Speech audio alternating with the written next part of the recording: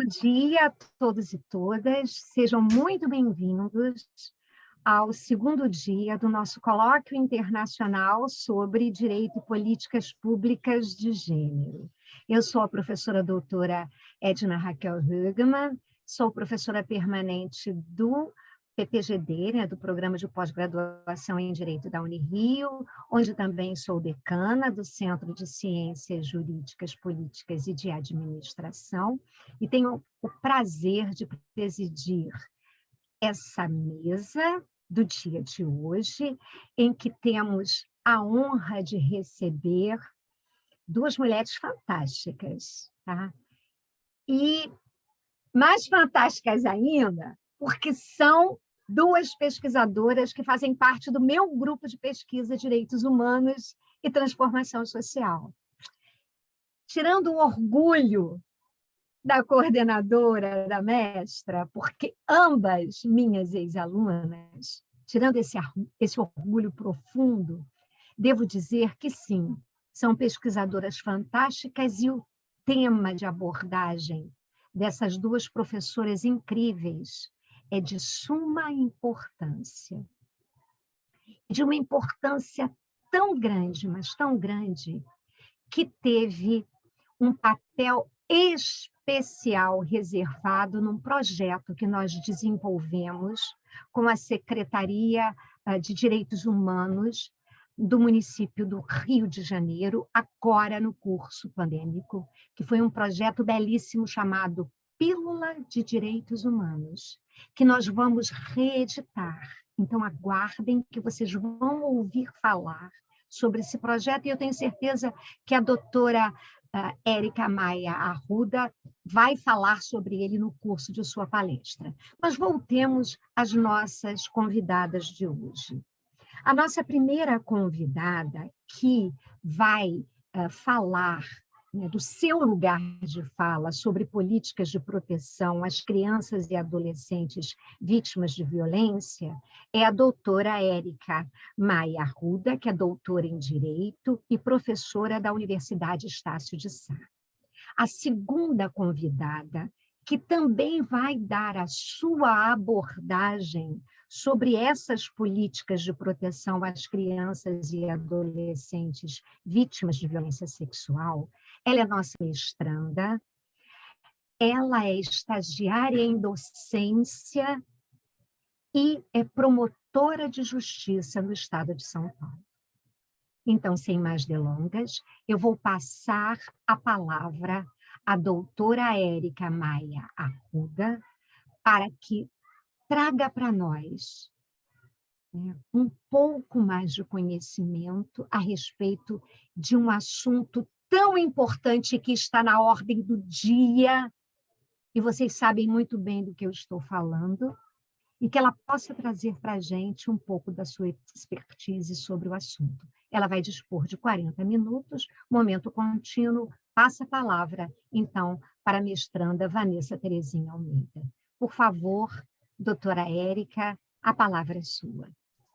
Obrigada, professora Edna Raquel. É um prazer estar aqui, não só com a senhora, mas com amigos queridos. Osvaldo, querido, que saudade, né? Luana também está aqui, Marília, enfim, alguns novos que eu não conheço, Beatriz.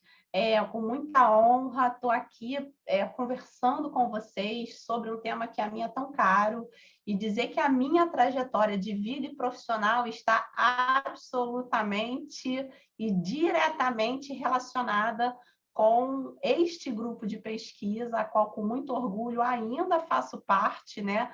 Tenho muitas atividades diárias, mas ainda, de alguma forma, tento participar quando sou convidada, e dizer que a minha trajetória com a professora Edna Raquel também não é de hoje, né, professora? E, com muito orgulho, eu vou dizer que faz parte do que eu sou hoje como pesquisadora, como professora e como gestora. A minha experiência aqui no grupo de pesquisa, e especialmente em contato com a professora Edna Raquel Högemann, e a qual eu aqui só tenho gratidão, só tenho orgulho e só tenho palavras assim de agradecimento. Dizer também que hoje, né, e aí falar um pouco dessa história, a professora Edna Raquel Hogmann, ela está dentro dessa política muito mais do que vocês imaginam, né? Eu hoje sou doutora, né, doutora em Direito pela Universidade de Estácio de Sá. Nossa trajetória começou lá na Estácio, né, que eu procurei ela lá no grupo, e a gente continuou nossa trajetória na Unirio também. Sou advogada, hoje eu tenho um cargo de gestão no município do Rio de Janeiro, sou coordenadora geral de Direitos e Conselhos da Secretaria Municipal de Assistência Social, também vice-presidente do Conselho Municipal de Direitos da Criança e do Adolescente. Neste momento, hoje, nesta apresentação, eu vou falar um pouco do Plano Municipal de Enfrentamento às Violências de Crianças e Adolescentes, na perspectiva do controle social. Vou falar um pouquinho antes também desse lugar, né, já que hoje eu coordeno os conselhos, né, eu faço essa gestão administrativa do controle social da Secretaria Municipal de Assistência Social. Também sou professora da Universidade de Estácio de Sá, da graduação, da pós-graduação, coordenadora de TCC, a gente faz um monte de coisa. E também conselheira do Conselho Municipal de Assistência, né, Social. Fui ex-conselheira tutelar do município do Rio, então também tenho um pouco dessa vivência, nessa atuação prática no tema da proteção da violência contra crianças e adolescentes. E queria falar um pouco aqui para vocês, vou abrir uma apresentação, que eu tive há umas 3 semanas, mais ou menos, no lançamento do 29º Censo do Ministério Público. A doutora Vanessa vai falar depois um pouco melhor. O censo do Ministério Público nada mais é do que o MCA, que é o Módulo Criança e Adolescente, que faz uma avaliação aqui no município do Rio das questões que envolvem os acolhimentos institucionais e das crianças que estão nos acolhimentos, que são os antigos abrigamentos, né? E tive muita honra de sentar na mesa de abertura como vice-presidente do CMDCA, falar da experiência e dizer que o MCA nasceu como um projeto de extensão coordenado pela professora Edna Raquel. Então, falar disso, para mim, foi muito emocionante naquele momento, sentada ao lado do queridíssimo Rodrigo Medina, né, que coordena essa área aqui no município do Rio, e dizer que a minha história começou com a professora Raquel, e que o MCA começou como um projeto de extensão da Universidade de Estácio de Sá, e que hoje é uma ferramenta importantíssima para a gente entender as causas do acolhimento institucional de crianças e adolescentes, as vulnerabilidades, o papel do Poder Executivo, o papel do Poder Judiciário, os casos, por exemplo, de crianças devolvidas de adoção vem aumentando. O que a gente pode fazer para interferir e para, de alguma forma, acionar, né, ter algum tipo de ação em relação a novas ocorrências causais que vêm surgindo em relação ao acolhimento institucional. Então, essa história não é de hoje, é de muito, e aí a pessoa que está aqui conosco, né, que é a professora Edna, eu tenho certeza que a professora Vanessa também vai contribuir com a experiência dela. Essa fala aqui é de muita emoção também, por conta de tudo que a gente já viveu e que vamos viver nessa segunda etapa aí do Pílulas. Com certeza vai ser uma experiência muito bacana. Bom, eu vou abrir aqui para vocês. Na hora do teste estava tudo bem, é sempre assim, mas vai abrir. A apresentação que está aqui no ponto e que já vai abrir para vocês. Vamos lá, compartilhar, está aqui. Bom, esse modo aí de apresentação, eu vou pedir desculpas, porque eu não consigo colocar ele no modo de apresentação, mas eu acho que está dando para ver, não tá? Só ir a lateral, aí se vocês puderem ver só a parte do meio, né? Porque eu não consegui colocar no modo de apresentação. E falar, esse aí é um pouco de quem sou eu, né, o lugar que eu estou, e que essa apresentação aí ela vai dizer respeito às experiências que o Conselho Municipal de Direito da Criança desenvolvem como políticas públicas municipais, no caso do município do Rio de Janeiro, em relação à proteção, especialmente, eu vou falar do Plano Municipal contra Abuso e Exploração Sexual de Crianças e Adolescentes. Mas, antes de começar a minha fala, e esse aí é o logotipo do plano, né, o logotipo do CMDCA Rio, tem a florzinha. Vocês estão vendo aí a florzinha? A gente teve aí muito debate em relação a essa flor, vocês lembram que num debate entre os presidenciáveis, um dos candidatos estava com o PIN dessa flor. E aí eu queria contar um pouco para vocês da história dessa flor e que ela representa muita coisa, né? Essa flor, na verdade, ela representa as ações voltadas ao Dia Nacional de Luta contra o Abuso e Exploração Sexual de Crianças e Adolescentes. O Dia Nacional é o dia 18 de maio. Esse dia, na verdade, né, ele existe por conta aí, de um ato que aconteceu na cidade de Vitória, no Espírito Santo, um ato de violência praticado contra a menina Araceli, que ficou conhecido, né, nos grupos de direitos humanos e de militantes como Caso Araceli, no ano de 1973, nem eu era nascida, muitos de vocês também não. E esse caso que aconteceu no Espírito Santo foi que uma menina sofreu um crime bárbaro, né? Enfim, ela foi raptada, foi estuprada, ela foi morta, né? Por jovens de classe média alta daquela cidade, e até hoje esses culpados não foram punidos, né? Então, esse dia 18 de maio de 1973, né, que foi o dia que ela sofreu essa violência, virou esse dia de luta, porque a partir do ano de 2009 começaram a ser feitas campanhas de mobilização, campanhas nacionais. E aí, a partir desse ano de 2009, essa campanha começou a ter uma visibilidade muito grande, e essa flor significa a fragilidade da infância, significa a pureza da primeira infância, significa todos aqueles sentimentos, né, que quando a gente visualiza a flor, a gente tem quando consegue observar. E é interessante que a frase "faça bonito", porque a campanha nacional de luta contra o abuso sexual, ela não só tem a flor como símbolo, mas também a expressão "faça bonito". E por que ela tem essa expressão "faça bonito", proteja nossas crianças e adolescentes? Porque na campanha de 2009, que foi quando começou essa grande mobilização nacional, foi feita uma oficina, e o nosso plano municipal também contou com uma oficina com jovens, com adolescentes. Porque essa é uma discussão que nós fazemos muito dentro do Poder Executivo, né? De que essas políticas públicas para crianças e adolescentes precisam ter a escuta deles. São eles que devem ser os protagonistas dessas discussões, porque para eles é que nós precisamos falar. E aí, numa dessas oficinas, e aí uma conclusão de uma jovem nessa campanha, nessas oficinas lá em 2009, ela disse assim: vocês aí, que são de prefeitura, de governo federal, de judiciário, vocês falam muito bonito, vocês têm que fazer bonito.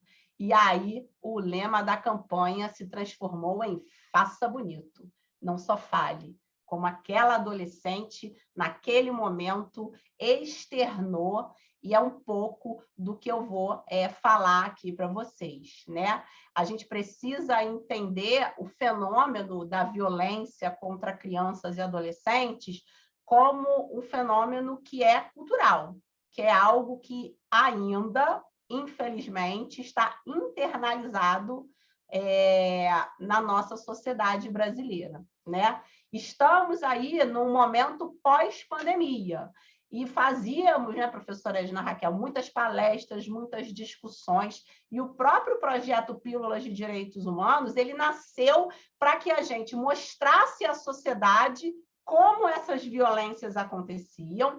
A gente, em algumas das reuniões do grupo de pesquisa, né, a gente conseguiu, através da busca dos dados do Instituto de Segurança Pública, do Mapa da Violência, próprios dados mesmo da Polícia Militar aqui do Rio de Janeiro, da Polícia Civil, de que aconteceu uma grande quantidade de violações de direito, o Disque 100, né, que é a fonte, a ferramenta de denúncia maior, e a gente vai falar um pouco da importância do Disque 100. Esses dados, eles demonstraram que essa violência ela estava muito mais exacerbada no momento da pandemia, e a gente podia dizer que estávamos vivendo uma pandemia dentro da pandemia, que era a violência doméstica contra crianças, adolescentes e mulheres. Portanto, a gente, como academia, e aí a nossa responsabilidade também como grupo de pesquisa, fazer esse diagnóstico, levantamento de dados para que essas ações aconteçam, é de uma responsabilidade muito grande. E essa conclusão, né, parcial de que estávamos vivendo uma pandemia dentro da pandemia fez com que muitas ações fossem implementadas para tentar minimizar essas situações. A pandemia não só nos trouxe uma crise sanitária, mas também uma crise social, também uma crise econômica, uma crise de várias formas e de vários tamanhos. Só que esse momento agora de pós-pandemia é o momento em que nós estamos vivendo as consequências disso tudo, né, desse momento da pandemia, e a grande situação de pobreza e miserabilidade da população, e aí eu estou falando aqui no meu espaço do município do Rio de Janeiro. Por isso, antes de começar a falar, né, eu acho que eu tenho 40 minutos, é pouco tempo, mas eu vou tentar aqui resumir um pouco a minha fala, né? Vou colocar aqui o próximo slide. Então, a minha fala hoje vai ser um pouco sobre essa ação, que é do Conselho Municipal de Direito da Criança, que é o Plano Municipal de Enfrentamento às Violências Sexuais contra Crianças e Adolescentes, que foi lançado esse ano, com base nesses dados gerados pelos diversos órgãos de pesquisa, por conta aí da pandemia, e quais são as ações para que no futuro a gente tenha a redução desses casos, a gente tenha a minimização dessas ações e aí de violência, né? Hoje, no meu dia a dia, como eu sou coordenadora de conselhos, né, eu ainda atuo em alguns casos, a gente ainda percebe que há essa naturalização, essa cultura da violência, ela, infelizmente, ela ainda persiste, né? Eu tive também há algum tempo, eu não vou precisar quanto, no IML, fazendo acompanhamento de alguns casos, né, de meninas que tiveram contra si violências, e deu mídia, jornal, Fantástico, enfim, né? E aí uma questão que causa muita tristeza é que para os próprios órgãos que deveriam fazer essa fiscalização, como as delegacias de polícia, ainda não estão preparadas para esse fenômeno. Então, um dos pontos principais do plano municipal é a capacitação. Porque quando a gente chega numa DEAN, que é uma delegacia especializada de atendimento à mulher, com uma menina que está com a testa absolutamente aberta e machucada, de vassourada que recebeu, e quando esse investigador diz, doutora, essa menina deve ter queimado feijão, é uma questão cultural. E quando esse investigador de uma delegacia especializada me diz, não tem necessidade, isso é normal, na favela isso acontece todo dia. Ele está naturalizando essa violência, e essa pessoa, ela, na verdade, se a gente coloca o problema, né, numa perspectiva de personalizar, eu não posso reduzir o problema a uma única pessoa que não quer fazer um atendimento, mas é algo muito maior. É um processo cultural que precisa ser revisto. A lei de escuta qualificada, que é uma lei super importante, né, para que não tenha revitimização, ela precisa ser efetivamente aplicada, porque na minha prática hoje eu vejo como essas crianças e adolescentes são revitimizados, né? Houve uma vez, houve de novo, e aí, enfim, e aí esses profissionais, eles precisam da capacitação, e eu acho que esse é o importante, né, ganho do plano municipal. A gente colocou oficinas para discussão dos próprios adolescentes para que eles dissessem quais eram as suas necessidades. A nossa estratégia... Voltou a gravar. A nossa estratégia, então, pensada aí como plano municipal, foi pensar os eixos, né? Os eixos em relação à atuação não só do ente governamental, mas também do controle social na proteção dos direitos de criança e adolescente. Falando especificamente, aí eu estou falando da minha experiência como vice-presidente do Conselho Municipal da Criança, O objetivo desse plano foi de prevenir e enfrentar as violências sexuais contra as crianças e adolescentes, essa sigla MRJ é município do Rio de Janeiro, falando não só da violência que acontece no âmbito familiar, a gente sabe que os índices de violência doméstica, especialmente na pandemia, eles cresceram muito, da violência comunitária naquele entorno, né, daquele grupo comunitário a qual aquela criança está e aquele adolescente está envolvido, e também a violência institucional, né? Essa violência institucional, e aí a doutora Vanessa vai conseguir falar muito melhor do que eu, essa é uma violência que a gente também luta, e aí a judicialização tem o seu papel. É nesse momento que a gente precisa da judicialização para que essa violência, como, por exemplo, né, a gente estava conversando aqui mais cedo, eu fui conselheira tutelar da área de Jacarepaguá, aqui da minha região. Na época que eu era conselheira tutelar, não havia na rede de saúde neuropediatra infantil. Não havia na rede de saúde. Isso é uma violência institucional. A rede municipal de saúde não consta com um profissional habilitado a fazer o atendimento de uma criança que, por exemplo, tem problema com drogas. E aí, isso aí tem vários exemplos que eu posso dar, né? Mas me marcou muito, e aí essa criança tinha a idade do meu filho, eu atendi um menino de 9 anos na época do Conselho Tutelar viciado em drogas, 9 anos. Um menino que morador da Cidade de Deus, uma comunidade aqui próxima.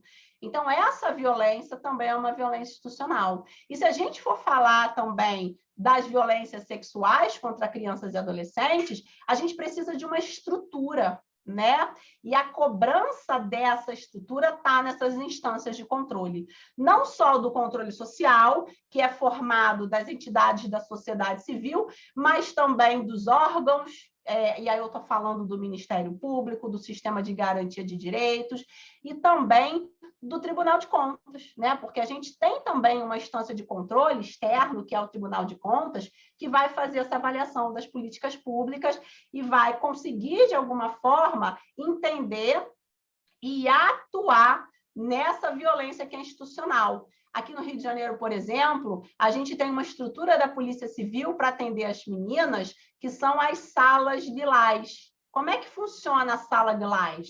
Onde estão essas estruturas? Ela está funcionando adequadamente? Existem peritas mulheres para fazer o atendimento? Na minha prática hoje, como conselheira de direito, eu identifico que não está ainda a contento. Então, a gente precisa melhorar essas estruturas, especialmente no sentido, e aí eu volto a falar também da importância de fazer uma capacitação que é muito maior, né? O tema da violência. A violência ela está enraizada na nossa cultura. O Brasil é um país muito violento, né? De forma geral, é um país muito violento, e isso está, de alguma forma, também refletido nas instâncias de poder, né? Quando a gente tem gestores que não condenam e pactuam com essa violência. Então, o Brasil ser um país muito violento também dialoga com essas realidades. E aí, o objetivo, então, desse plano, e aí o nome está dizendo, né? Ele é um planejamento, ele é um plano, ele é o melhor possível, ele está numa esfera de execução e monitoramento por parte desses outros órgãos de controle também. E no momento que nós assinamos o plano municipal, a Prefeitura do Rio de Janeiro, isso aí é algo que é inédito, assinou juntamente conosco um protocolo de intenções.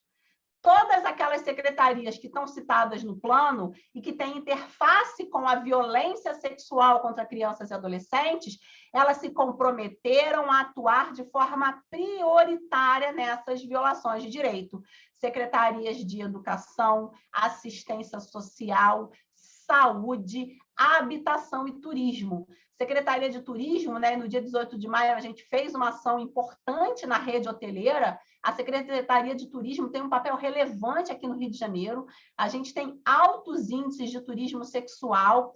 Fizemos várias ações, né, especialmente nas áreas da Zona Sul e da Barra da Tijuca, né, que são as áreas que têm mais potencial econômico. E ainda, no Rio de Janeiro, que é a metrópole do estado do Rio, a segunda maior cidade do Brasil, ainda são relatados casos de turismo sexual. Imagina o que não acontece lá no norte e nordeste do nosso Brasil. A gente conversou com pessoas que estavam trabalhando na rede hoteleira, os taxistas, né? Fizemos uma campanha grande com os taxistas, mas isso depende também da compreensão, sabe? E do que cada um entende como sua responsabilidade. Eu vou dar um exemplo. A gente estava fazendo essa ação de 18 de maio lá na rede hoteleira, e já estávamos conversando com um taxista, e ele falou assim, teve um dia que no meu táxi entrou um rapaz, e ele estava com uma menina, e eu senti dentro do meu táxi uma relação meio esquisita. Eu senti que ele estava um pouco ameaçando a menina. Eu tinha duas opções, disse o taxista, não me importar com aquilo ou fazer alguma coisa. Como eu me incomodei com aquela relação que parecia violenta e a menina fisicamente não parecia com o homem, eu perguntei para o homem, essa menina é sua filha? Ele disse, sim, ela é minha filha. Ah, que bom, e vocês estão indo para o hotel? Sim, a gente está indo para o hotel. E aí ele perguntou para a menina, menina, qual é o nome do seu pai? Ela disse, não sei. Quando ela disse, não sei, imediatamente esse taxista parou ao lado de uma viatura da polícia militar. E aí esse taxista identificou uma situação de violência, falou aos policiais e esse homem foi preso. Ele era aliciador de meninas e fazia parte de uma grande rede de aliciamento de adolescentes para a prostituição infantil. Então, vejam que uma atitude simples de um taxista dentro do seu táxi conseguiu desmobilizar toda uma quadrilha, porque tem a ver também com esse sentido e essa ideia de que o problema é de todos nós, de que se trata de uma situação de toda a sociedade e que, sim, precisamos meter a colher e que, sim, precisamos denunciar cada situação de violência que acontece, que a responsabilidade ela é de todos nós, né? E aí, seguindo um pouco aí na concepção do plano municipal, o objetivo, então, foi fazer um planejamento, foi uma discussão longa de muito tempo em relação ao que tem de ser o ideal para que essas políticas aconteçam, e o Poder Executivo, né, se comprometendo como política pública a priorizar ações e investimentos, tá? Isso também é muito importante, investimentos para a prevenção e a proteção de crianças e adolescentes. Aqui no município do Rio, nós encaminhamos também há pouco tempo, né, isso também veio do Conselho Municipal, o OCA, o decreto do OCA. E aí a Vanessa também vai falar, estou deixando um monte de coisa para a Vanessa falar. O OCA, né, que é o Orçamento Criança e Adolescente, está previsto lá na Constituição que os recursos para crianças e adolescentes têm que ser destinados de forma prioritária. E o orçamento criança-adolescente nada mais é do que uma peça orçamentária em separado. Foi uma política pública criada pela Fundação Abrinq, né? Na época que eu estava lá em Brasília, eu fui gestora da Secretaria da Criança do Distrito Federal durante muito tempo, também trabalhei no Ministério da Justiça. Então, foi uma peça orçamentária, foi uma ideia, uma metodologia criada pela sociedade civil no Distrito Federal, encampada pelo Ministério Público, adotada pelo Poder Executivo, para separar o orçamento voltado para criança e adolescente, para que essa fiscalização ficasse mais fácil, para que, de verdade, os órgãos de controle conseguissem entender se havia destinação orçamentária para as políticas voltadas para criança e adolescente. Aqui no Rio de Janeiro, o decreto, né, que vai ser assinado pelo prefeito, já foi encaminhado para assinatura. Com certeza, né, o município do Rio, né, e o nosso prefeito, ele é absolutamente favorável, e a criação até de uma estrutura de fortalecimento do controle social demonstra essa sensibilidade, né, porque senão a gente não consegue caminhar também, se o Poder Executivo não está junto. Então, esse lugar que aí eu faço também um convite, né? E aí a doutora Vanessa, que é promotora, né? Um convite aos órgãos do Poder Judiciário de fazerem essa fiscalização, entende? Porque, na verdade, quando a gente vai lá na ponta, na destinação de orçamento, na destinação de recurso, é que a coisa acontece. Hoje, por exemplo, para a proteção social especial, que é o lugar, né, da construção da política pública do Poder Executivo, eu estou falando aqui como secretaria, né, onde as políticas contra o trabalho infantil, contra a exploração sexual, nos equipamentos CREAS, que é o Centro Regionalizado Especializado da Assistência Social, as políticas para fortalecimento dos conselhos tutelares. Todas essas políticas fazem parte da proteção especial. A gente tem no município do Rio hoje um déficit de 18 milhões do governo federal em relação a essas políticas.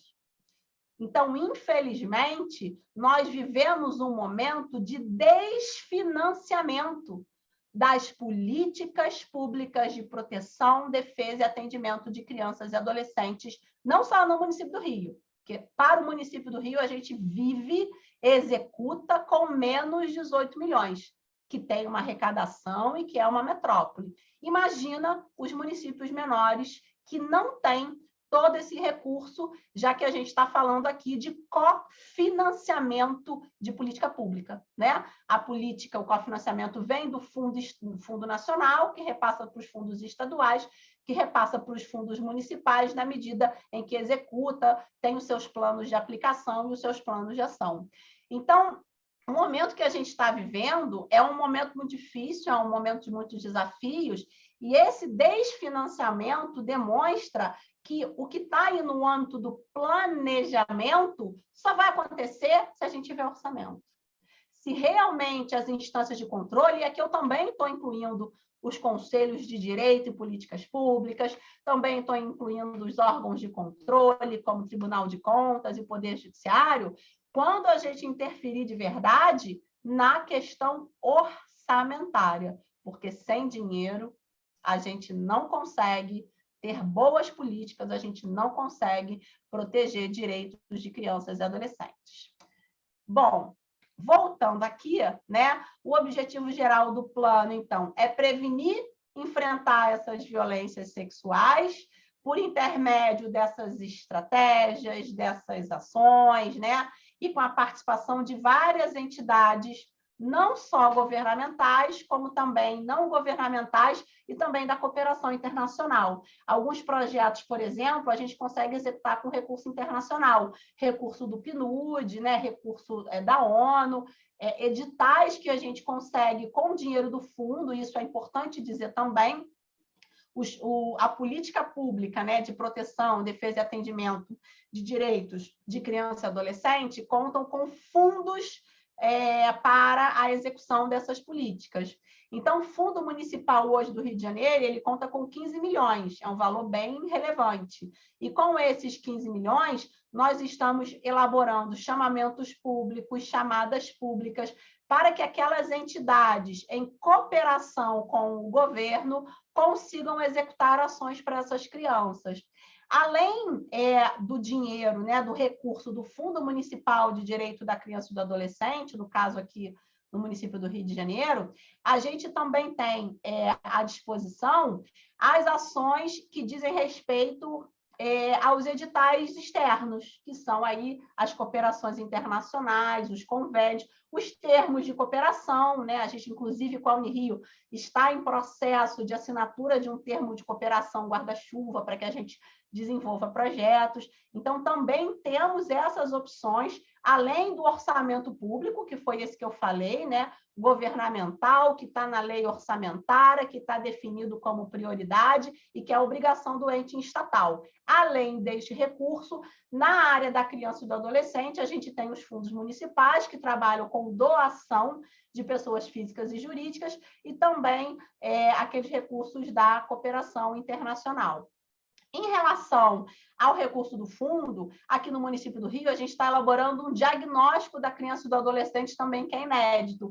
E esse diagnóstico é muito importante para que a gente entenda e compreenda onde que está a defasagem. Por exemplo, hoje o presidente do Conselho Municipal de Direito da Criança, ele é gestor de um abrigo de adolescentes, um acolhimento, né, de adolescentes grávidas em Santa Cruz. Só tem ele. Tem um abrigo de adolescente grávida em Santa Cruz. Então, esse diagnóstico vai conseguir identificar que é absolutamente insuficiente. A gente precisa ter mais equipamentos públicos lá na área de Santa Cruz, Campo Grande, na Zona Oeste especialmente, onde temos índices elevados de violência contra crianças e adolescentes. No caso, ele é gestor de uma entidade privada, né? Então ele faz parte da sociedade civil. Essa rede privada, ela é complementar às ações governamentais e a gente também precisa encorpar as ações governamentais nesses territórios. Por isso, essas ações de diagnóstico, essas ações de pesquisa e essas ações da academia são tão importantes. Bom, falando dos eixos estratégicos aí do plano, né?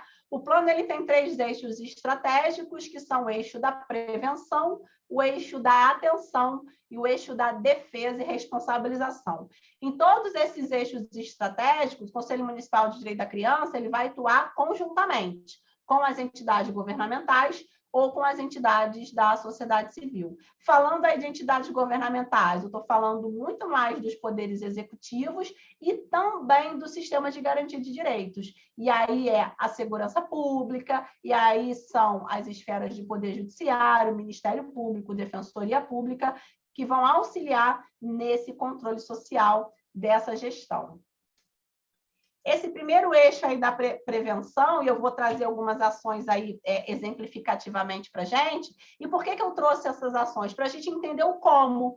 Como, de alguma forma, nós podemos contribuir para a mudança desse cenário, né? O eixo prevenção, ele fala da proteção... Tá? Concluindo, ai, professora, tá bom, vou concluir. O eixo prevenção, então, vou falar rapidamente, tá? O eixo prevenção, então, ele trata muito mais dessas ações de prevenção, né? A gente fala muito das campanhas. Ó, vou fazer propaganda aqui, a campanha que a gente fez no Carnaval, olha que bonitinha, a ventarola da campanha, foi super bacana, a gente fez lá no Sambódromo, colocou uma faixa gigantesca, virou uma ação do Carnaval do Rio de Janeiro. A gente sabe que no Carnaval a gente tem muitos casos, né, de violência contra criança e adolescente. Então, no eixo prevenção, existem essas ações que são basicamente no eixo que tem relação com as campanhas, né, com as formações, e que tem essa perspectiva aí de prevenir o abuso das violências sexuais contra crianças e adolescentes. O eixo da atenção, ele traz mais no atendimento, né? E aí é a forma de ter os centros especializados, de fazer o atendimento, respeitando as diversidades, respeitando as faixas de desenvolvimento. No eixo da atenção, o foco do plano é na primeira infância. E nós conseguimos identificar através do diagnóstico que é lá na primeira infância que os maiores casos e a maior quantidade de casos de violência acontece e a gente sequer toma conhecimento, né? Por conta de toda essa naturalização da violência. Quando eu era conselheira tutelar, por exemplo, eu tive um caso de uma menina de 1 ano e meio que foi estuprada pelo tio. E essa menina de 1 ano e meio que foi estuprada pelo tio, a mãe, a adolescente, morava com a família, ainda foi expulsa de casa porque fez a denúncia.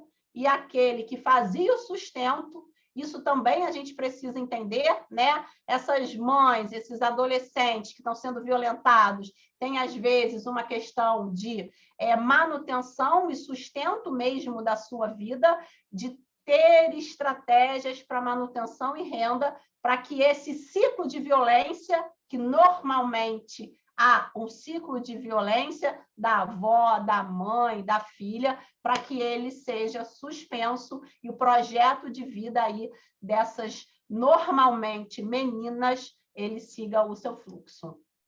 E aí o eixo de defesa e responsabilização, que é um pouco talvez do que a doutora Vanessa vai falar, né, que é quando a violência já aconteceu, que é quando já aconteceu a violência contra a criança, contra o adolescente, é o eixo de responsabilização do agressor, é quando há necessidade de um atendimento qualificado, né, é uma proteção da situação de violência que realmente já aconteceu, né?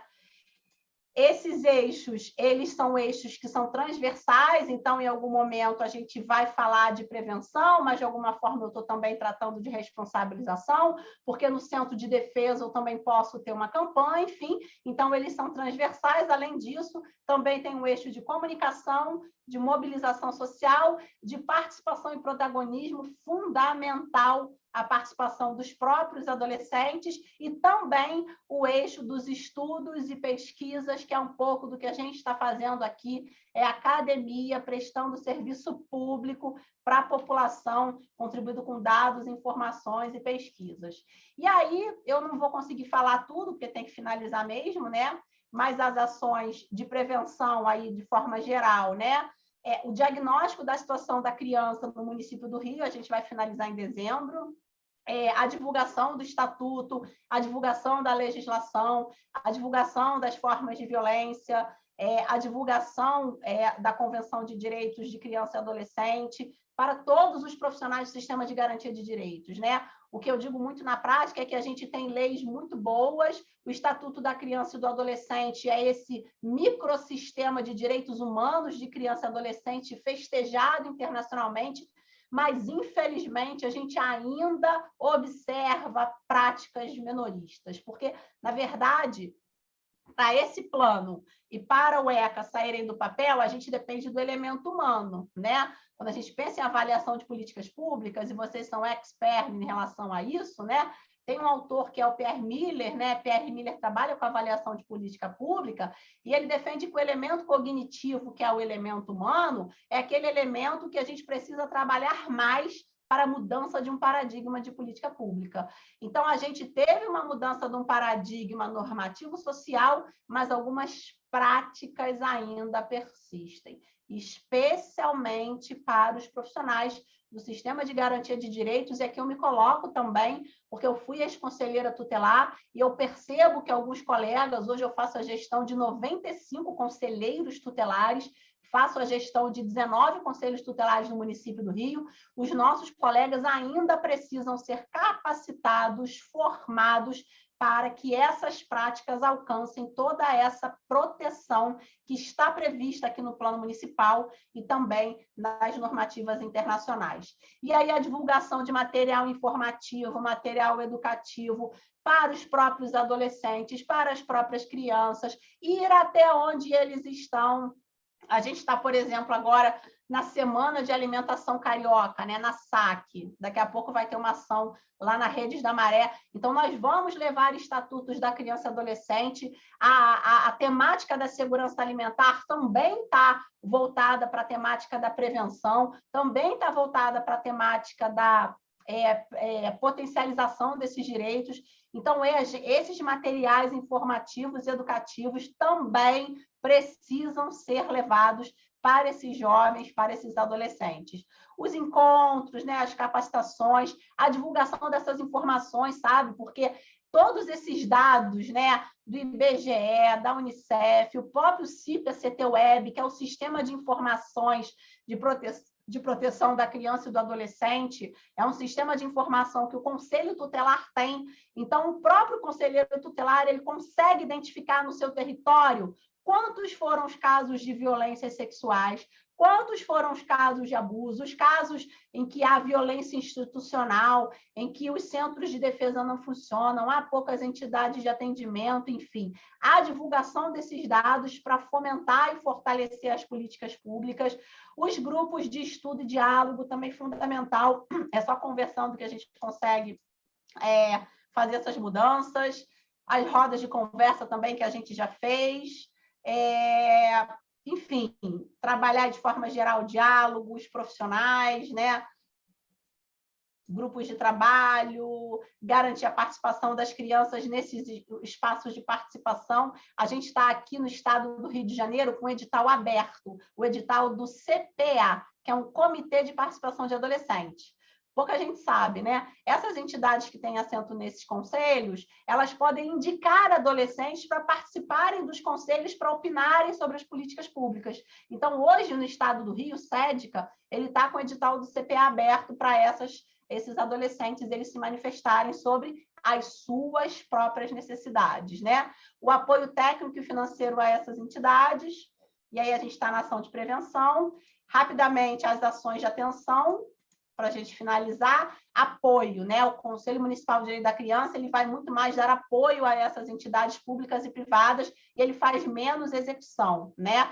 E aí eu estou falando de programas, projetos, ações, todo o apoio possível, né? A gente, como Conselho da Criança, às vezes se desdobra, nós somos 40 conselheiros, 20 governamentais e 20 não governamentais, para dar todo o suporte a esses programas. Todos os programas são importantes quando a gente fala de prevenção, atenção e defesa de direitos de crianças e adolescentes.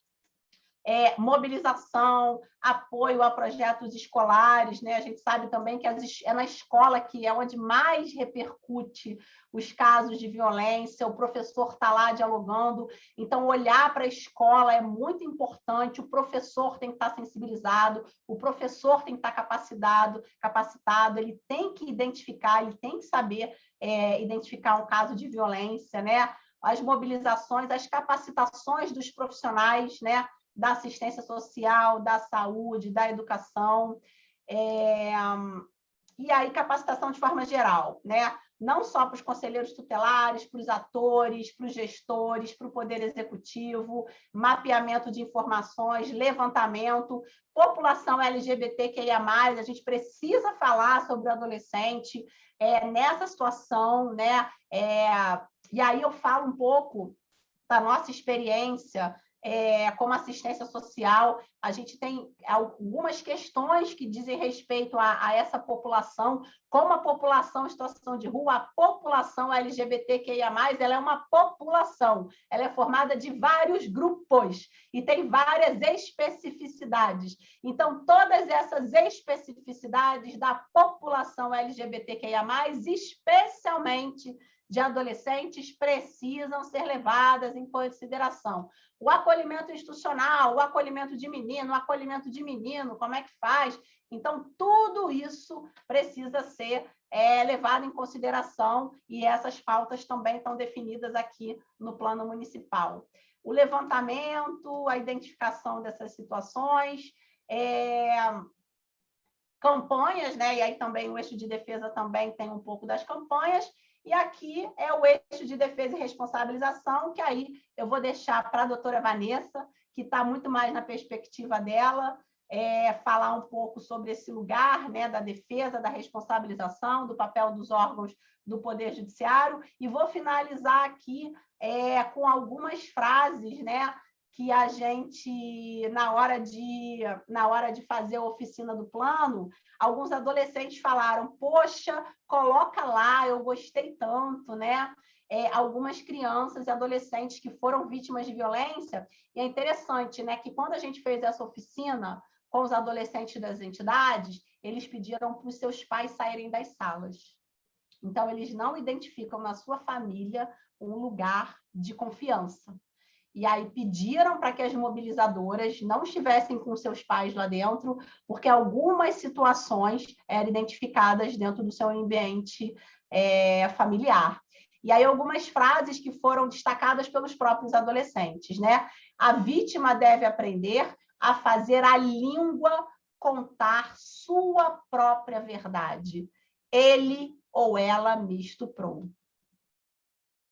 Outra. Estupro era e é um ato cultural e político. Ele tenta remover uma pessoa com função, autonomia e pertencimento de sua comunidade, segregá-la e separá-la, despolitizar seu corpo ao transformá-la em destacável, violável, nada. É preciso ensinar aos nossos filhos e filhas, aos nossos netos e netas, o que significa consentimento afirmativo. Não dá para fazer o que eu não quero, o corpo é meu. Eu falo para minha filha, filha, quem é a pessoa que mais ama você no mundo? Ela fala, eu mesma. Ótimo, está caminhando bem. Então, esses adolescentes, eles entenderam naquele momento que o ato de violência ele é um ato desqualificante. Ele tem como objetivo retirar aquela criança ou aquele adolescente de um lugar de debate, de discussão e de controle sobre o seu próprio corpo. Ninguém tem o controle do próprio corpo. O corpo é nosso. E aí, fechando, nenhuma menos. Essa foi a frase final da nossa oficina na construção do nosso plano. E dizer aqui, né, para finalizar, que a gente ainda precisa caminhar muito. Ainda precisamos caminhar muito. Temos muitos desafios ainda, especialmente no que diz respeito à questão orçamentária. A gente tem um déficit orçamentário aí gigantesco, a gente tem oportunidade aí grande de mudar isso, né, através da democracia representativa, através do nosso direito ao voto, e é por isso que eu estarei sempre do lado do vulnerável, do lado daquele que menos tem voz, menos tem fala, e é para eles e por eles que a gente luta e a gente vai lutar. Tá bom, queridos? Aí, todos os parceiros que trabalharam no plano, a gente não trabalha sozinho, FEPET, a Fundação Fiocruz, a Câmara Municipal, enfim. Muito obrigada a todos, desculpa aí ter alongado, e muito obrigada aí pelo convite. Nós é que agradecemos, professora Érica Arruda, tá? Vou registrar a presença da professora Verônica Vander, diretora do nosso curso de graduação, dizer que a professora Érica falou 55 minutos, com isso prejudicou em muito o andamento do nosso, mas era importante, né? Eu vou pedir, evidentemente, para ser democrática, eu teria que conceder os mesmos 55 minutos à professora Vanessa, e com isso nós vamos comprometer a participação da plateia. Nós vamos ter que suprimir as perguntas, tá bom? Professora Vanessa, a palavra é sua. Bom dia a todos. Eu vou tentar não me alongar muito, porque eu entendo que a participação é importante nesse tema. Eu queria, de plano, agradecer o convite à professora Edna Raquel Hogman, a presidente da mesa de hoje, minha orientadora no mestrado, a doutora Érica Maia Arruda, que trouxe a fala do Semidencial, o Plano Municipal do Rio de Janeiro para enfrentamento desse problema complexo e tão grave, e dizer para vocês que, inicialmente, eu vou começar a falar sobre por que é importante a gente falar esse tema, no que ele se relaciona com o gênero, e depois vou abordar uma política pública específica, e se der tempo eu abordo mais de uma. Eu queria dizer, assim, de cara, que as políticas públicas de proteção a crianças e adolescentes vítimas de violência sexual é um tema importante, decorre do fato de que é uma forma de violência que é condenada universalmente, como menciona a professora Marra, mas vivida dia após dia, e que está alastrada na nossa sociedade, tanto no Brasil quanto no exterior, o que a gente pôde perceber pela repercussão dos movimentos, a Me Too, Meu Primeiro Assédio, Time's Up, e o mais recente, que é o encabeçado pela Luciana Temer, que é o Agora Você Sabe.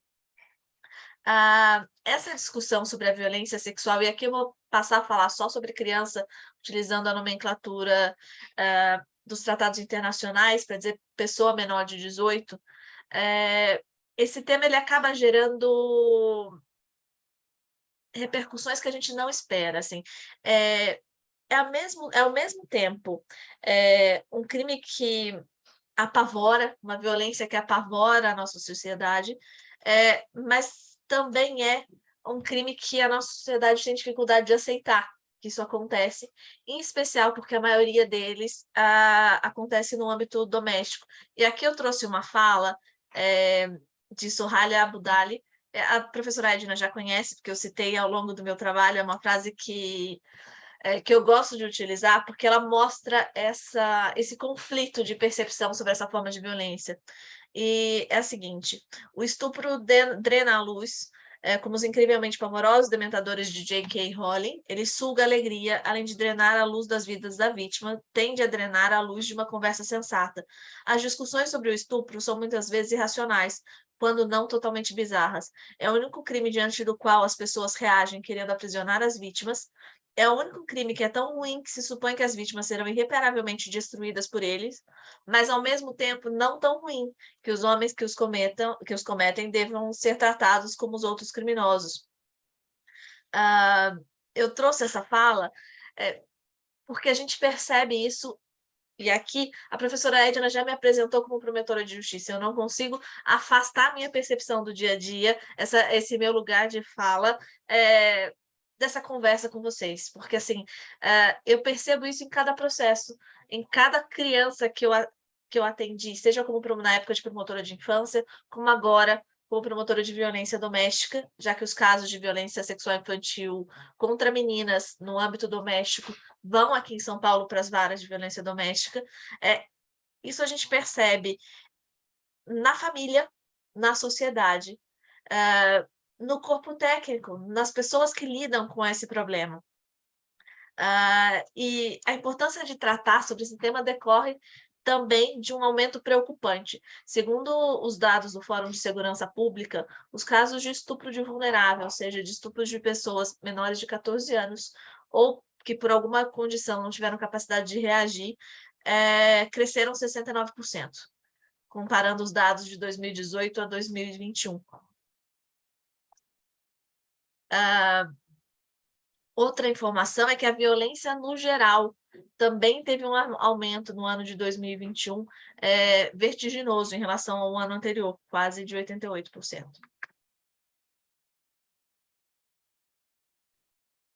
Para falar sobre a violência sexual infantil e sobre o dever do Estado como um todo de enfrentar esse tema, eu optei por trazer primeiro a nossa Constituição, mas eu vou falar na sequência dos tratados.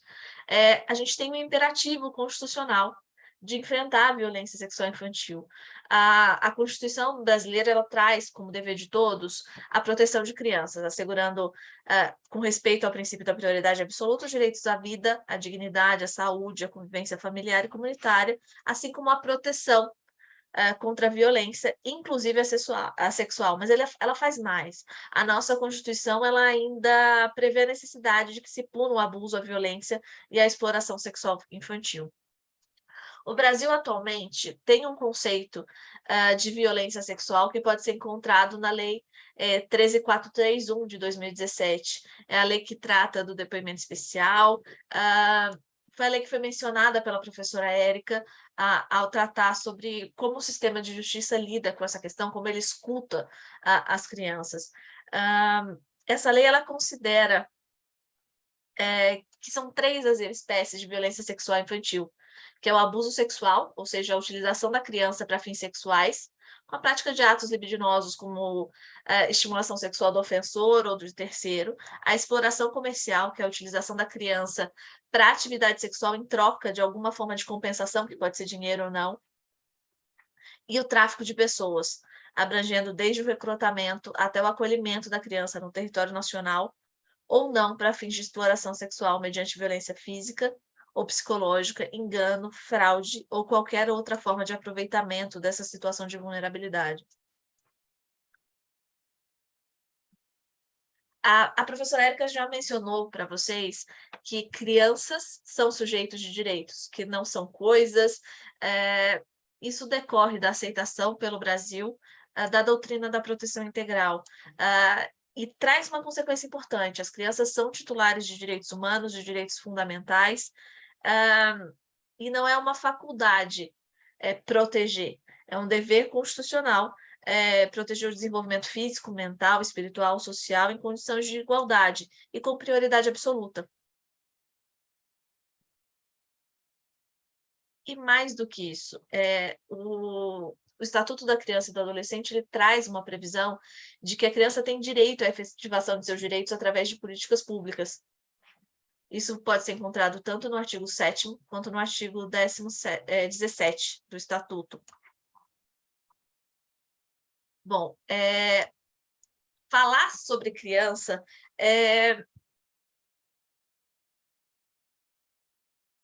exige que a gente fale também sobre a Convenção sobre os Direitos da Criança. Por quê? A Convenção sobre os Direitos das Crianças, ela trouxe esse compromisso de proteger as crianças de todas as formas de exploração e abuso sexual. Ela trouxe a doutrina da proteção integral, como eu já mencionei. Ela não trouxe, ao contrário da legislação brasileira, conceitos de exploração e abuso sexual infantil. Existe divergência doutrinária sobre o que seria cada fenômeno, mas eu vou optar por utilizar a legislação brasileira, que foi o que eu já mencionei para vocês, para evitar confusão, porque a gente tem previsão legal expressa. E o que a gente percebe ao comparar a Convenção com os nossos textos, tanto o Estatuto da Criança quanto a Constituição, é que houve uma transposição para o texto constitucional e para os textos brasileiros da doutrina da proteção integral, que já estava prevista, tanto na Convenção como na Declaração dos Direitos da Criança. Bom, a doutrina da proteção integral, ela tem como um dos seus princípios o reconhecimento do dever de que a gente tenha que seguir o melhor interesse da criança. Esse princípio ele acaba funcionando como um norte de todas as decisões estatais e é um reconhecimento de que crianças também têm direito à dignidade, segundo... E aqui eu vou citar o Mônaco, o Cícero Bruniol, mas eu poderia citar vários outros autores, porque quem lida com infância e juventude e trata da proteção integral é pacífico nesse aspecto. O princípio do melhor interesse ele tem que ser seguido ao se legislar, ou seja, você tem que buscar a melhor consequência possível ao se legislar. Ele tem que ser seguido quando você vai julgar algum caso, então você tem que se valer do princípio para aplicar e interpretar as normas jurídicas, e ao mesmo tempo você tem que se valer desse princípio para implementar e executar políticas públicas consentâneas com ele. Como ele é um princípio aberto, a gente tem que pensar em alguma forma de dar concretude. O que eu delimito? O que é o melhor interesse? Para delimitar o melhor interesse, a gente tem que considerar o ponto de vista da criança, e aqui a professora Érica foi bastante feliz quando ela mencionou a participação, o direito da criança de ser ouvida. Então, o ponto base para configurar o melhor interesse, para definir o melhor interesse, é não desconsiderar o ponto de vista da criança. Além disso, você tem que analisar as suas interseccionalidades, o seu direito à convivência familiar e comunitária, a saúde, a educação, a necessidade de segurança, e buscar o que a gente chama de zonas de certeza razoáveis. É assim que a doutrina parte, e a doutrina e a jurisprudência, para fundamentar o que seria esse melhor interesse. Esses parâmetros eles foram extraídos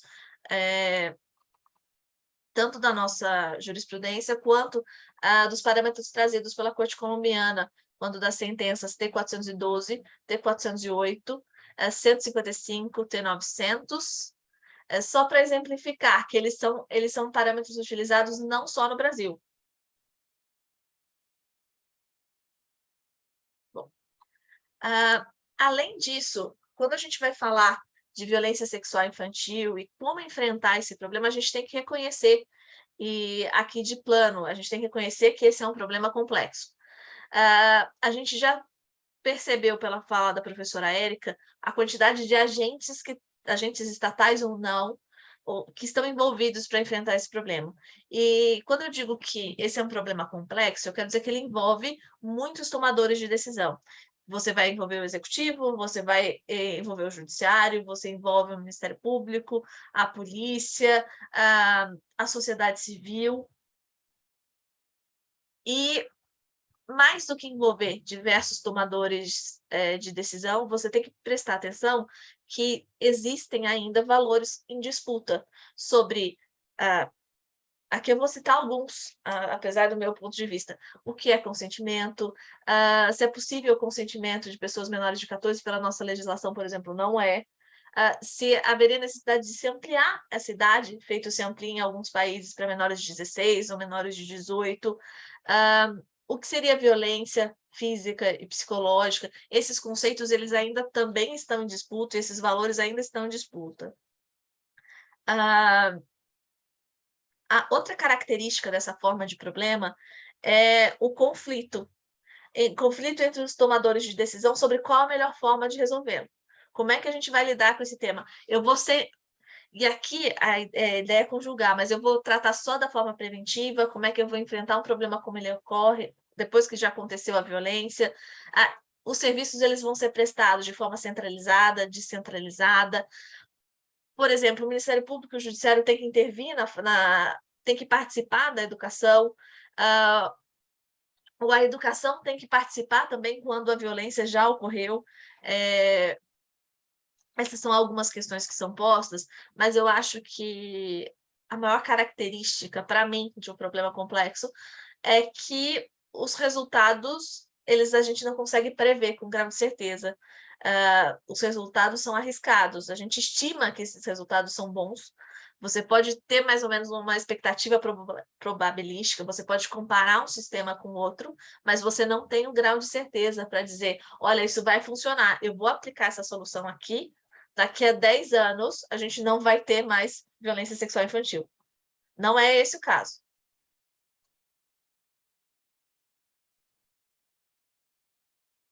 E uma outra característica desse problema é por conta dessa imprevisibilidade, desse conflito, é que ele não é um conflito intransitivo, assim. Eu não consigo selecionar uma única alternativa política, eu não consigo dizer, olha, eu vou preferir a educação, eu vou preferir a política preventiva e abandonar a repressiva. Todas essas políticas acabam sendo necessárias. Acho que essa é a maior característica desse problema.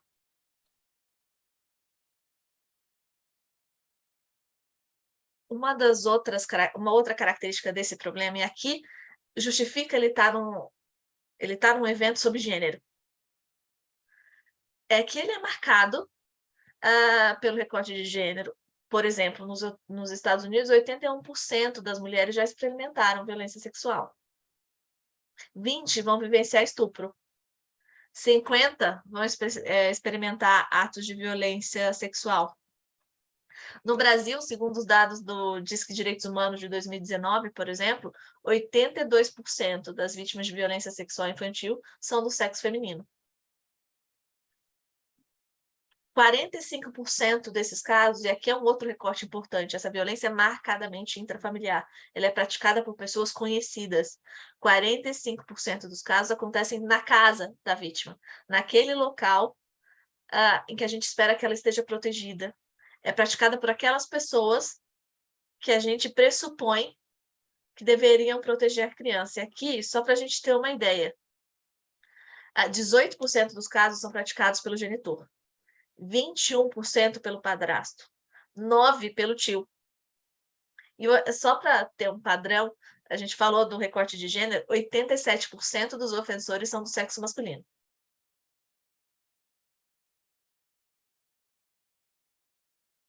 Outra estatística preocupante é que, assim, 1 em cada 5 mulheres diz ter sido vítima de violência sexual infantil contra criança.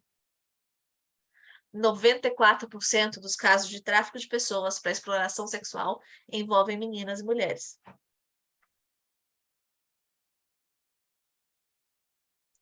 Essas estatísticas, elas justificam porque, quando a gente trata do tema, a gente não pode perder o recorte de gênero.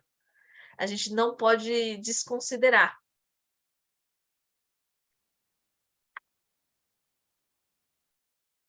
E outro dado importante, a gente tem a informação de que a subnotificação é muito comum em todos os crimes, em todas as formas de violência, mas na violência sexual infantil, menos de 10% dos casos são denunciados às autoridades. E isso demonstra não só a importância de a gente tratar da questão no aspecto repressivo, a gente lidar com as consequências de uma violência depois que ela ocorre, mas também de capacitação da rede, de prevenção dessa forma de violência, porque se a gente lidar só com os 10% que a gente conhece, a gente está deixando 90 desamparados.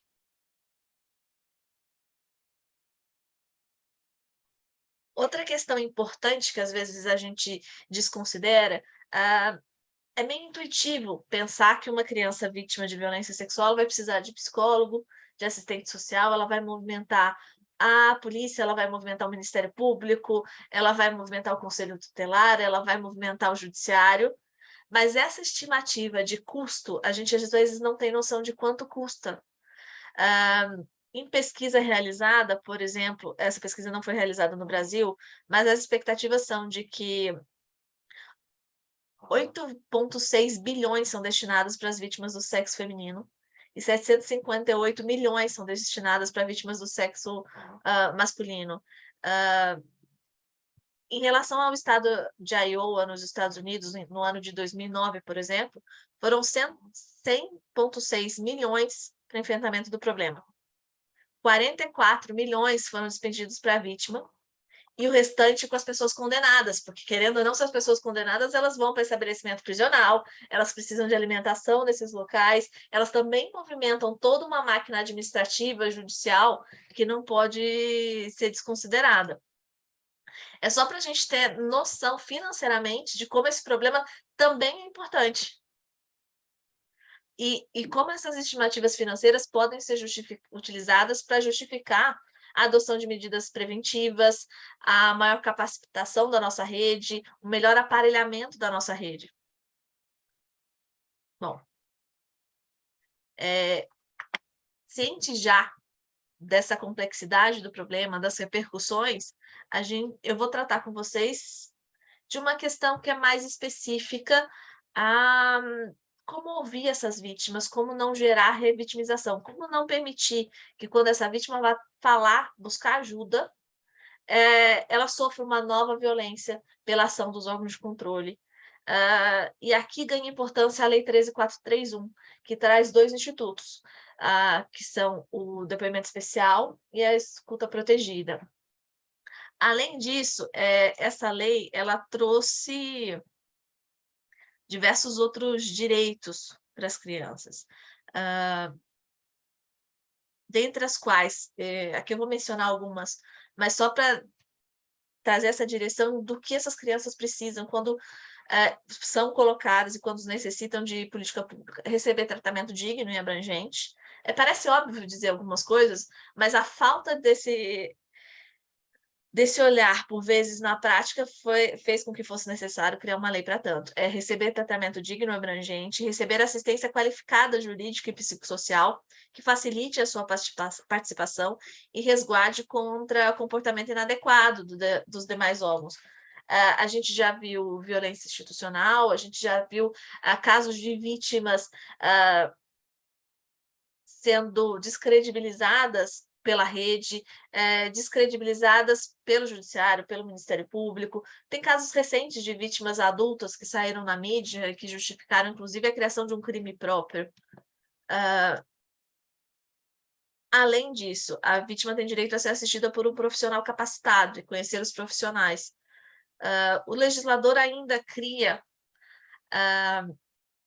no seu artigo 2º, a previsão de que as políticas públicas de atendimento e o que a gente chama de rede protetiva, e aqui só para delimitar, são os órgãos que atuam na proteção. A gente pode incluir o Conselho, o Judiciário, a Polícia, o que é mais debatido, o Ministério Público, a Saúde, a Educação, todos esses órgãos que atuam para proteger a criança e as políticas públicas a elas destinadas precisam estar integradas e coordenadas.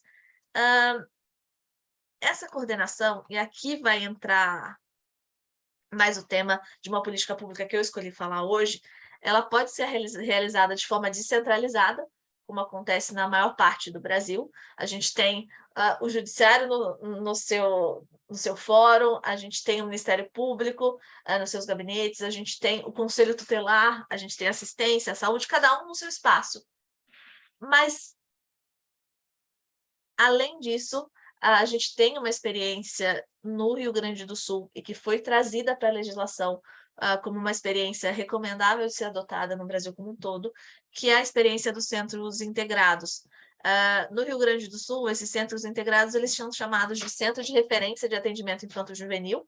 Eles se iniciaram em Porto Alegre e esse ano eles completaram 20 anos.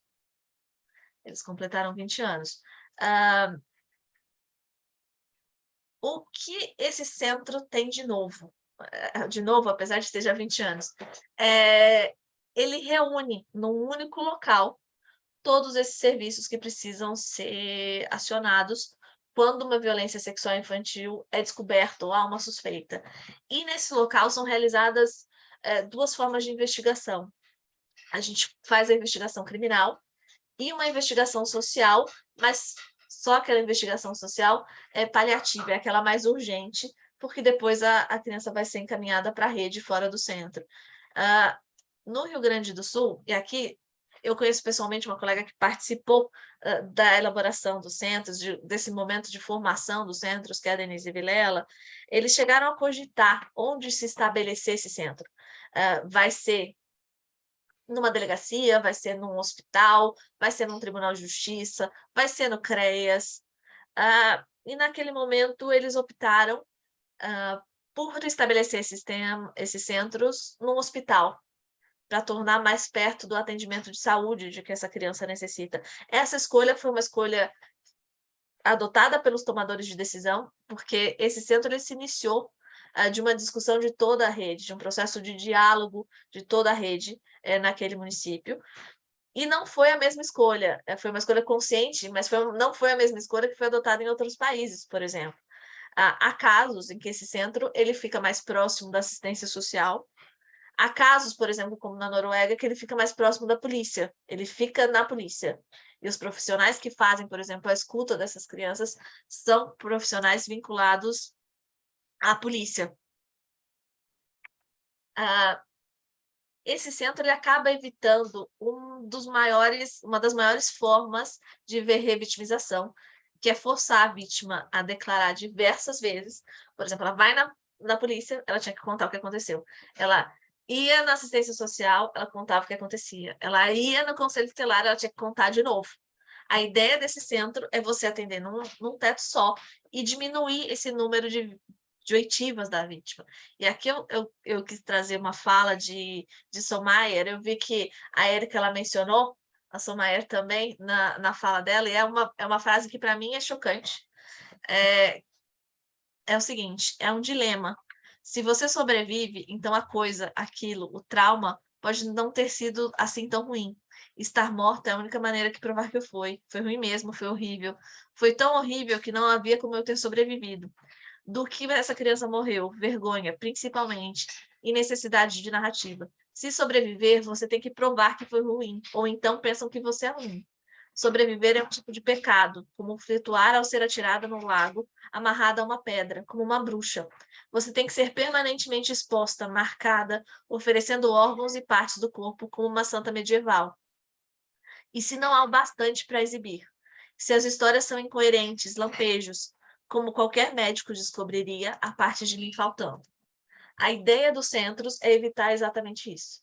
É você ouvir num lugar só essa vítima uma vez só e, preferencialmente, seguindo as orientações do Conselho Nacional do Ministério Público e de Justiça, através da técnica do depoimento especial. Você faz uma cautelar de produção antecipada de provas, escuta essa criança uma vez só, e ao compartilhamento dessa escuta com todos os outros órgãos que precisam para ter a proteção dessa vítima, em todos os processos que precisa. Porque o que pode acontecer?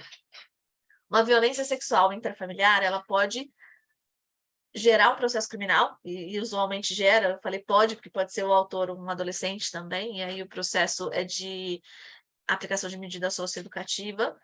Ela pode gerar um processo de família, em que as partes vão discutir a guarda, os pais vão discutir a guarda e a existência dessa violência ou de uma alegação de alienação parental, por exemplo.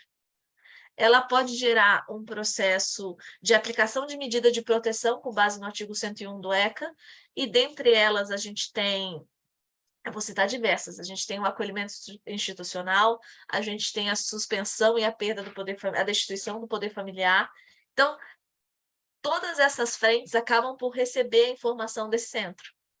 E isso já evita, só que eu só mencionei assim, por cima, em 4 processos diferentes, que a vítima seja ouvida 4 vezes diferentes. Eu nem mencionei todos os órgãos da rede que podem ser ouvidos, porque essa criança ela pode precisar de psicólogo, ela pode precisar de suporte da assistência, ela pode precisar de suporte da educação. Não é incomum que as crianças, depois de terem sido vítimas de violência, apresentem atraso na educação. E não é incomum, na verdade é muito comum, aqui eu quero dizer, é muito comum que a escola seja o lugar em que essa criança vá relatar a violência. que a escola seja vista por ela como um local seguro para buscar ajuda. Então, ela também aciona a escola. E aqui a gente já chegou a quase 8, 9 lugares em que essa criança teria que ser ouvida.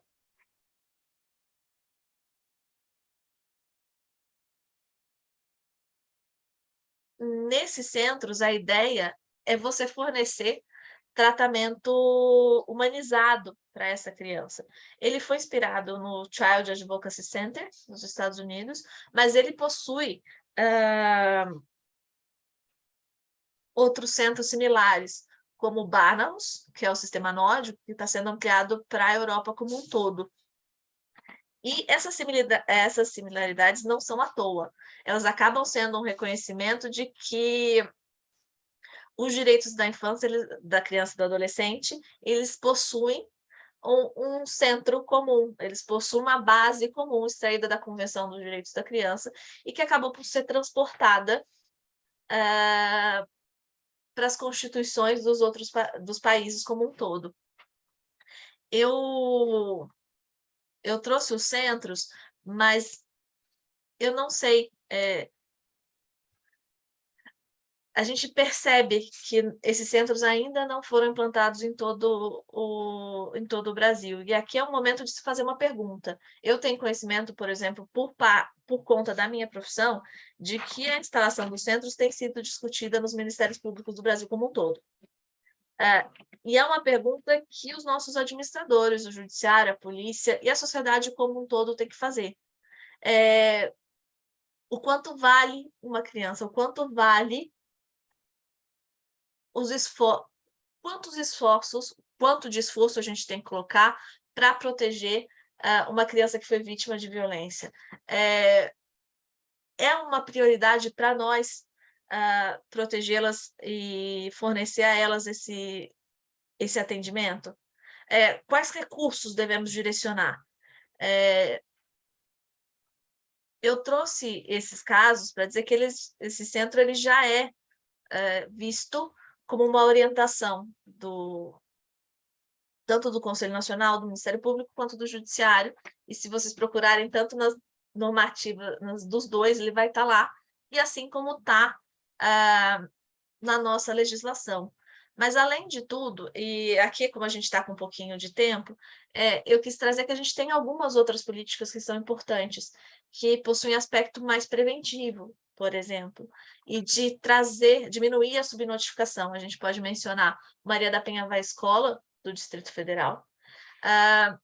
E o Maria da Penha Vai Escola ele é uma política importante porque ele reconhece que a rede precisa de capacitação, que há uma confusão sobre os papéis e o que cada um pode fazer. Então, ele, além de aproximar o judiciário, o Ministério Público da educação e dos alunos, da família, ele também gera essa capacitação, porque houve uma parceria, ele é marcado por uma parceria com o Centro Universitário de Brasília, com a Ordem dos Advogados do Brasil e com a UNB, para capacitar a rede como um todo. Então, se alguém tiver interesse, é um projeto bastante interessante e a gente está com a Marília aqui, né? É um projeto que a Marília tem estudado mais na dissertação dela de mestrado,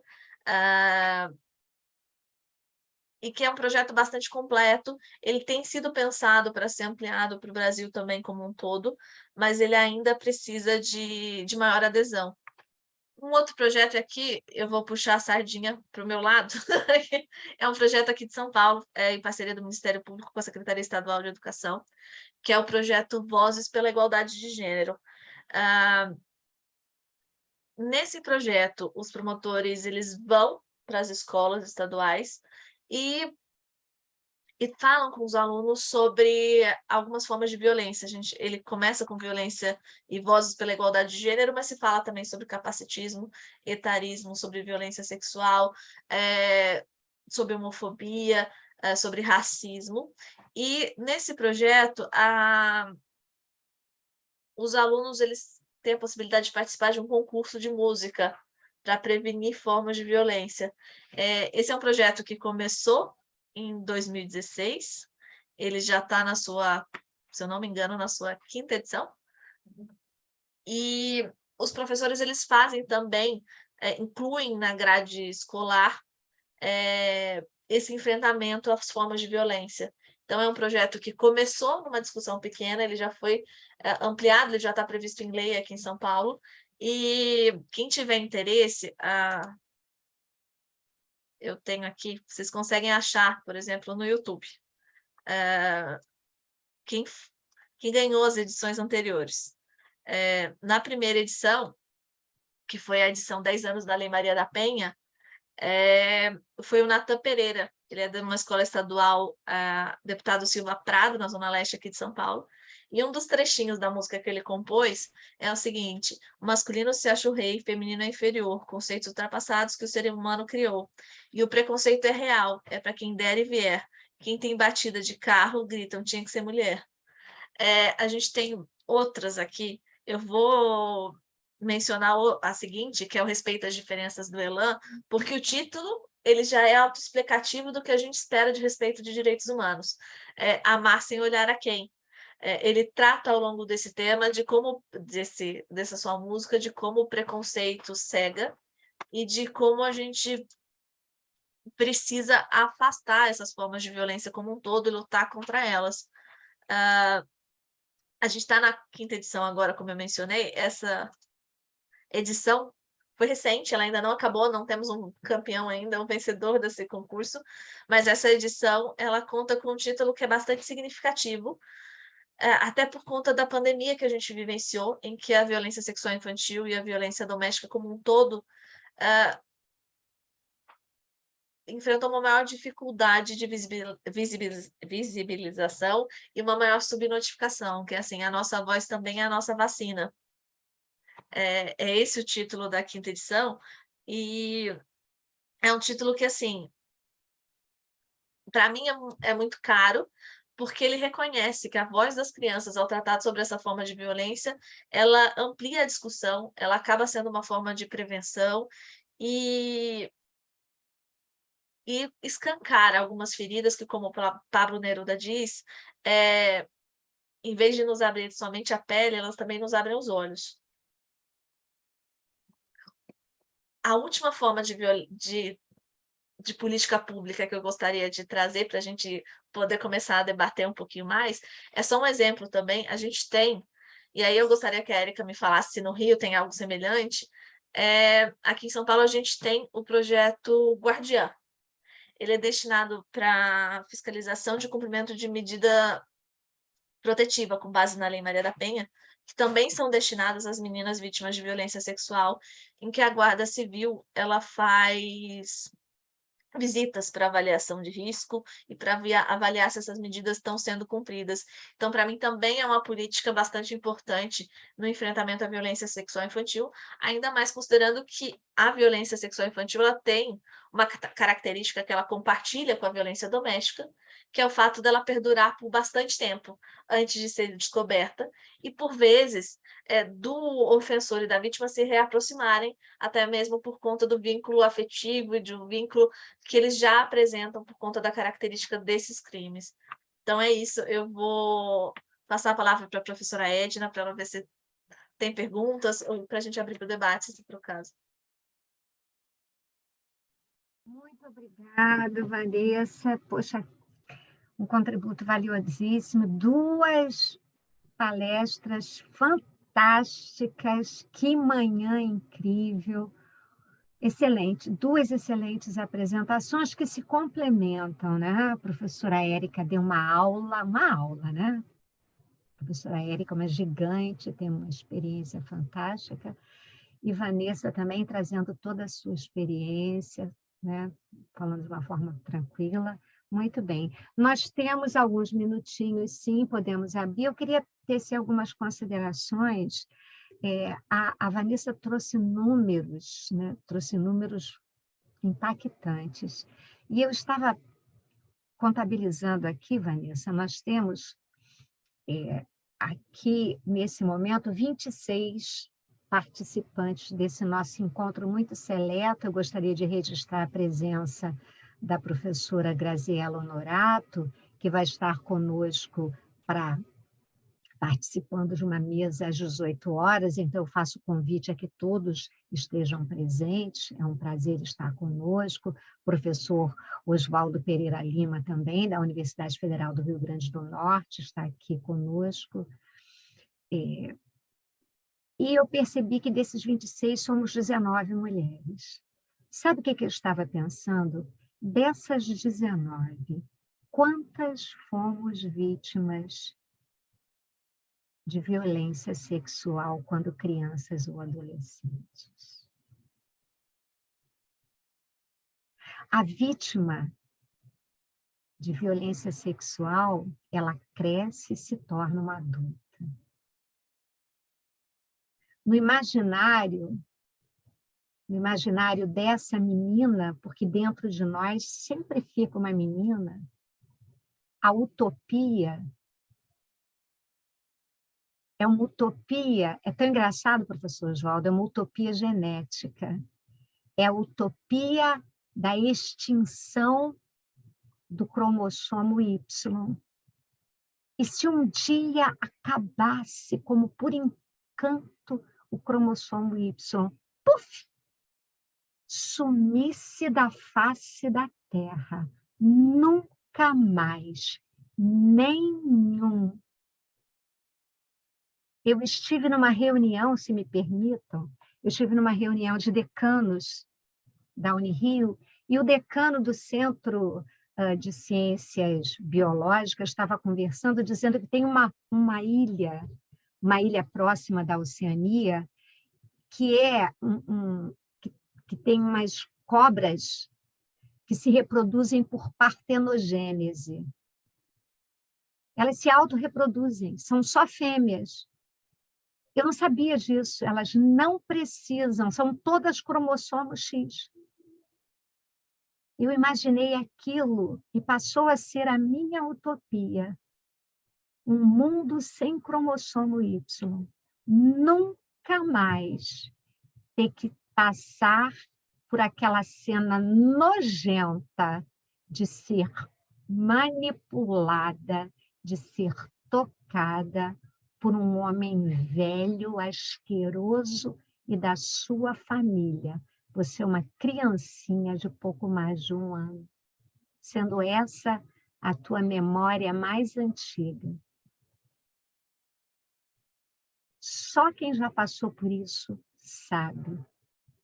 Então, essa é uma questão que, muito mais que jurídica, ela é cultural, e muito mais que moral, ela é cultural. Por isso é de fundamental importância que nós pesquisadores, que nós da academia, tenhamos que cumprir esse papel social de trazer essa discussão para mudar essa cultura nacional. Eu lembro de ter ouvido que a tradição da China, das mulheres de pés minúsculos, que os pés das meninas eram atados, os dedinhos eram virados e amarrados com ataduras, porque era considerado muito bonito as mulheres terem os pezinhos pequenininhos. Era um sofrimento atroz. Isso só mudou, sabem por quê? Só acabaram com isso? Pela vergonha. Os chineses passaram a ter vergonha dos povos do Ocidente, que se horrorizavam com o sofrimento. Nós só vamos acabar com a violência sexual de crianças e adolescentes quando nós começarmos a quando nós, homens e mulheres, começarmos a ter vergonha da barbaridade que praticamos. Porque aquele que pratica, ele não tem vergonha. Ele despintou um clima.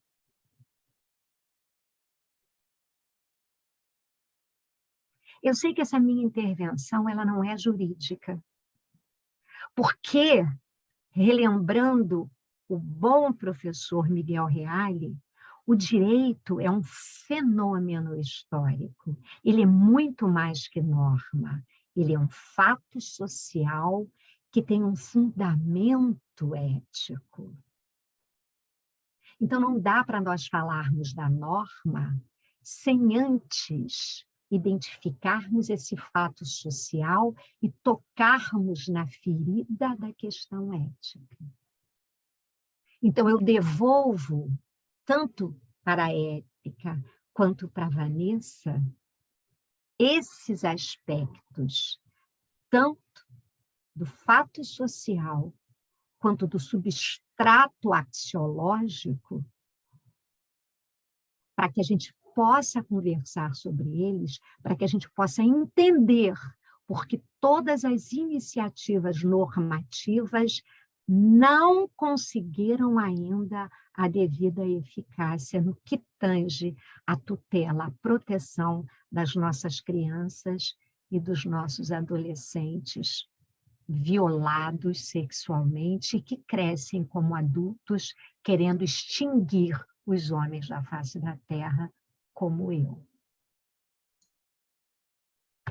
E abro para as perguntas e eu peço que coloquem no chat. Nós ainda temos alguns minutos. Vou falar rapidamente, né, por conta da sua provocação, um pouco do meu lugar de gestão, sabe, professora? Porque, além de fazer um curso de Direito, ser doutora em Direito e docente, o nível gerencial e o nível da execução é muito diferente do nível normativo, e foi um pouco do que eu quis falar aqui, né? Que a gente tem uma normativa que é maravilhosa. Por exemplo, a gente tem uma lei hoje, que é da iniciativa, né, da minha ex-secretária, a deputada federal Laura Carneiro, que é a proibição do casamento infantil. Hoje, no Brasil, há uma lei que proíbe o casamento infantil, mas todos nós sabemos que, na prática, ainda acontece, né? Então, no nível da cultura, a gente tem que caminhar na prevenção, na capacitação e na qualificação dos profissionais. E também, no nível das práticas, né, e a professora Vanessa colocou, da iniciativa dos centros integrados. Eu, quando fui gestora lá em Brasília, a gente construiu o NAI, agora acho que mudou de nome, né? Era o Núcleo de Atendimento Inicial, ele era ali do lado da Secretaria da Criança, eu acho que agora mudou de nome. E ele estava dentro do Poder Executivo mesmo, estava dentro da Secretaria da Criança, como o Distrito Federal não é dividido em municípios, os recursos são muito maiores, né? E aí estava dentro de uma esfera de poder executivo. E aí hoje a gente tem um grande problema, que é a falta do orçamento.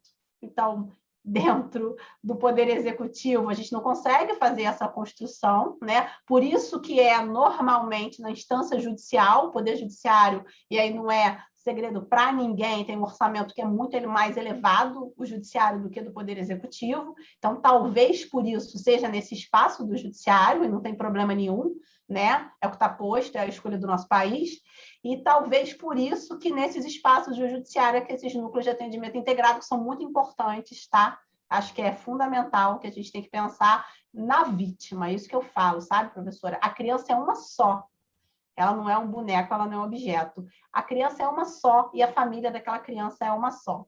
E trabalhar também um pouco na fiscalização, né? A Marília, a professora Marília, que tem muita experiência na violência de gênero, eu também trabalho na secretaria, e aí eu trabalho nesses grandes eventos, no Rock in Rio, né? Lá no Carnaval do Sambódromo. A gente teve vários casos de mulheres que foram violentadas no Sambódromo, foram violentadas no Rock in Rio, que tinham medidas protetivas a seu favor. A gente tem aqui no Rio de Janeiro a Patrulha Maria da Penha, a gente tem a Guarda Municipal, a gente tem a Polícia Militar, só que a Polícia Militar e a Guarda Municipal, elas não estão 24 horas por dia dentro da casa dessas mulheres. E aí no Sambódromo, e aí no Rock in Rio, que é um lugar absolutamente protegido, é um lugar absolutamente fechado, o agressor acessou aquela mulher e cometeu uma violência contra ela, mesmo tendo uma medida protetiva declarada.